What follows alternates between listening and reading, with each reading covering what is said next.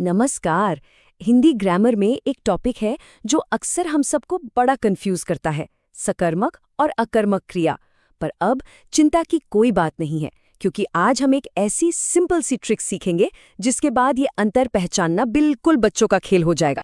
अरे अगर इसमें कंफ्यूजन होती है ना तो ये बिल्कुल नॉर्मल है।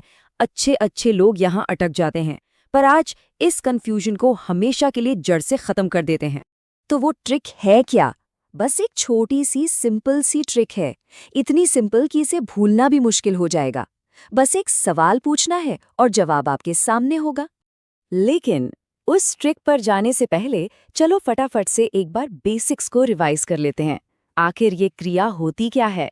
क्योंकि अगर बुनियाद मजबूत होगी तो आगे का रास्ता एकदम आसान हो जाएगा। देखिए, सिंपल भाषा में कहें तो क्रिया मतलब काम, कोई भी काम, जैसे चलना, सोना या खाना।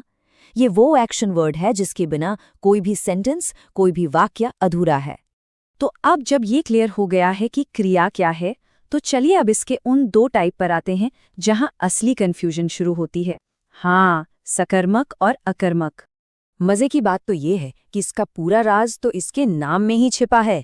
सकर्मक मतलब कर्म के साथ और अकर्मक मतलब कर्म के बिना। बस यही पूरा खेल है। सकर्मक क्रिया का असर किसी ऑब्जेक्ट यानी कर्म पर पड़ता है, जबकि अकर्मक क्रिया को किसी कर्म की जरूरत ही नहीं होती। अच्छा, ये जो डेफिनेशन है ना, ये बहुत इंपॉर्टेंट है। एग्जाम्स में अक्सर ये सीधी सीधी पूछ ली जाती है। इसको याद रखने का सिंपल तरीका है, जब काम का असर करने वाले पर नहीं बल्कि किसी और चीज पर पड़े तो वो सकर्मक क्रिया है। तो अब वो जादुई ट्रिक जिसका हम सब इंतजार कर रहे थे। ये एक बहुत ही सिंपल सा सवाल जवाब का टेस्ट है। आइए देखते हैं ये काम कैसे करता है। बस सिर्फ इतना ही करना है।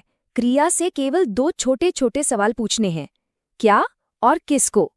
अगर एक लॉजिकल सीधा साधा जवाब मिलता है तो मुबारक हो, क्रिया सकर्मक है। चलो इसको एक उदाहरण से समझते हैं। वाक्य है, मोहन पेड़ लगाता है। यहाँ क्रिया है लगाता है। अब सवाल पूछिए, मोहन क्या लगाता है? जवाब मिला?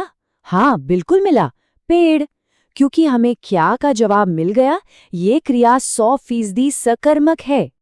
अच्छा, अब एक मजेदार केस देखते हैं। वाक्य है, श्याम पढ़ता है। अब यहाँ तो कोई कर्म लिखा ही नहीं है, लेकिन जरा रुकिए और सवाल पूछिए, श्याम क्या पढ़ता है? भाई कुछ तो पढ़ रहा होगा, है ना? कोई किताब, कोई अखबार, कोई आर्टिकल। मतलब एक जवाब पॉसिबल तो है, इसीलिए ये क्रिया भी सकर्मक ही मानी जाएगी। ठीक है, तो सकर्मक तो हम पहचान लेंगे, पर अकर्मक का क्या? मजे की बात यह है कि यही सेम ट्रिक उन्हें पहचानने में भी हमारी मदद करेगी। यहाँ पर लॉजिक एकदम उल्टा है। जब आप क्रिया से क्या या किसको सवाल पूछते हैं और आपको कोई भी लॉजिकल जवाब नहीं मिलता, कोई जवाब ही नहीं सूझता, तो समझ जाइए कि क्रिया अकर्मक है। उदाहरण देखिए, राधा हंसती है। क्रिया है हंसती है।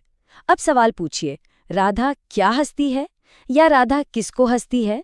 इन सवालों का तो कोई मतलब ही नहीं बन रहा, कोई जवाब भी नहीं है। इसका मतलब हंसना एक अकर्मक क्रिया है। हाँ, एक बहुत बहुत जरूरी नियम याद रखना है। क्या सवाल हमेशा बेजान यानी निर्जीव चीजों के लिए होता है। हम किसी इंसान के लिए ये नहीं पूछ सकते कि क्या खड़ा है, हम पूछेंगे कौन खड़ा है। और हमारी ट्रिक में कौन सवाल नहीं है, सिर्फ क्या और किसको है। इस बात का ध्यान रखना। ठीक है, थ्योरी तो बहुत हो गई। अब जो कुछ भी सीखा है उसे आजमाने का टाइम है। चलिए कुछ वाक्यों पर ये ट्रिक लगाकर देखते हैं।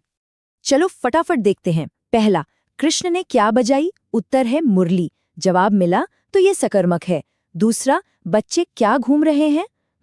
इसका कोई जवाब नहीं है, तो ये अकर्मक है। और तीसरा, हनुमान ने क्या जला दिया? जवाब है लंका। जवाब मिला तो ये सकर्मक है। देखा कितना आसान है।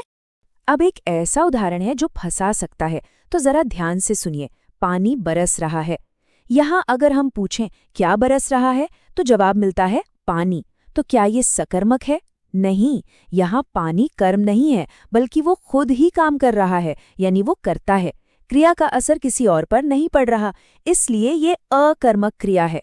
ये एक जरूरी एक्सेप्शन है, इसे याद रखना।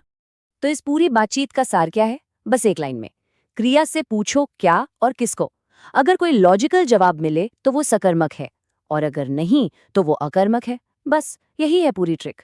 तो अब जब ये जबरदस्त ट्रिक हाथ लग ही गई है तो एक छोटा सा चैलेंज तो बनता है।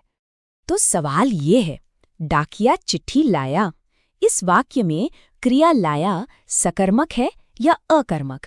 जरा लगाइए अपनी ट्रिक और सोचिए। ये छोटा सा सवाल यही दिखाता है कि व्याकरण के नियम हमेशा मुश्किल हों ये जरूरी नहीं। सही ट्रिक के साथ कोई भी इसे आसानी से समझ सकता है।